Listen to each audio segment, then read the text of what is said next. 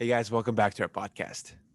Hey guys, in today's episode, the topic is going to be talking about the masculinity and femininity in dancing and partnership dancing and ballroom dance, what it is. And we did look it up. Femininity is a word. We're not making it up, even though it sounds pretty funny. So let's go.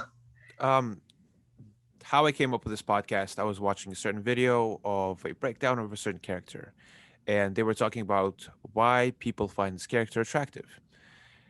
And the quote that they used, I'm not sure who is the creator of this quote. I'm not sure if they mentioned who's the creator. Maybe they are the creator.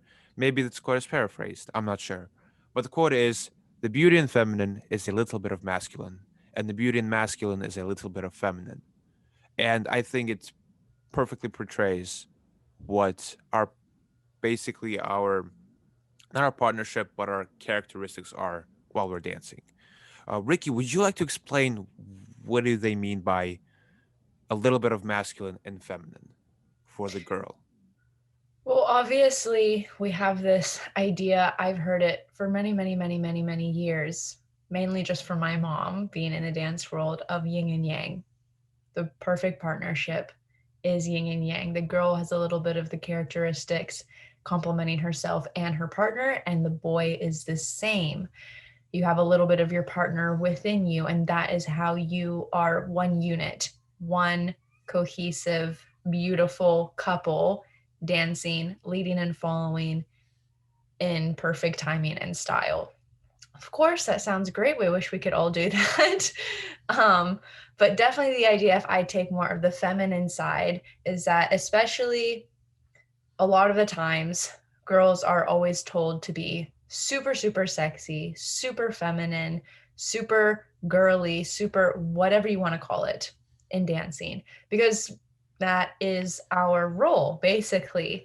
Um, but if you think of the top women in our industry or your icons, WDC, WDSF, ballroom, Latin, it doesn't matter. I can guarantee you the woman that you're thinking about is not 100% feminine and girly and sexy all the time, even if that's what she portrays. Girls need to have some sort, in my opinion, some sort of masculinity, some sort of dominance, some sort of prominence about them that makes them stand out.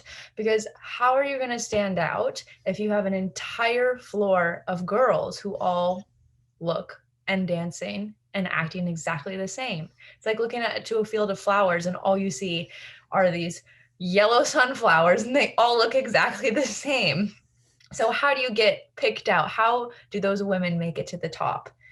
Some of my icons would be Joanna Lunis, Ina Jeliaskova, obviously Yulia Zagarenchenko. If we just think of those three women, all of them have this masculinity side to them in their own way. It's not the same sort of masculinity. They have their own style about it, but it's not 100%, oh, I'm just this delicate sexual woman, because you can do that, but that's not going to be special. You're not going to stand out. You're not really going to be able to grow from that. You're not going to complement your partner. So the idea of this yin yang is everything to complement your partner while being the best version of yourself, and definitely having that little bit of masculinity in your dancing, whatever you choose to make it. Um, definitely helps with the cohesiveness and just beautiful image of the couple that you want to create when you're on the floor. So, yes, that's more on the feminine side.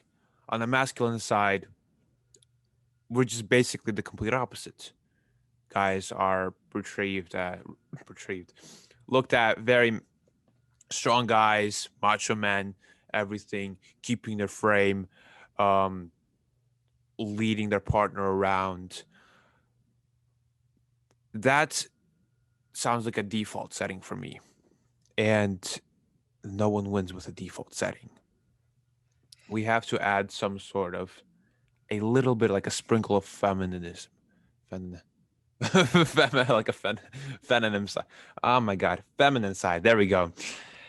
To us to make ourselves look a little bit like a little softer. Whenever you watch a movie, let's say take for example, great example, George Clooney. Women love him, but I love him. Why? Because he has this like slightly soft side, alongside it like this intelligent side. Just like very very soft side. James Bond, same thing. You can take so many like okay, for those who like the younger generation, Thor from Avengers, he also has a soft side. He is portrayed as a god. He is god of thunder, but he still have this soft side, which makes people love him. Same thing with us dancers. We need to have this soft side, and that soft side is the feminine part.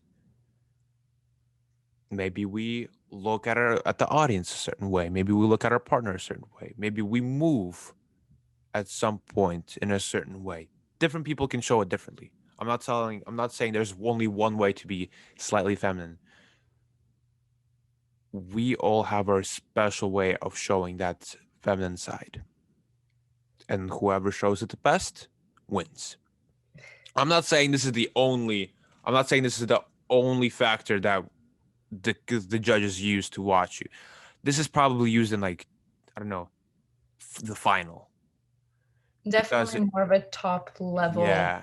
type of quality that the judges are going to be looking for after, like we said in previous podcasts, everybody's going to have great footwork. Everyone's going to have good body action, good connection, good choreography, great presentation.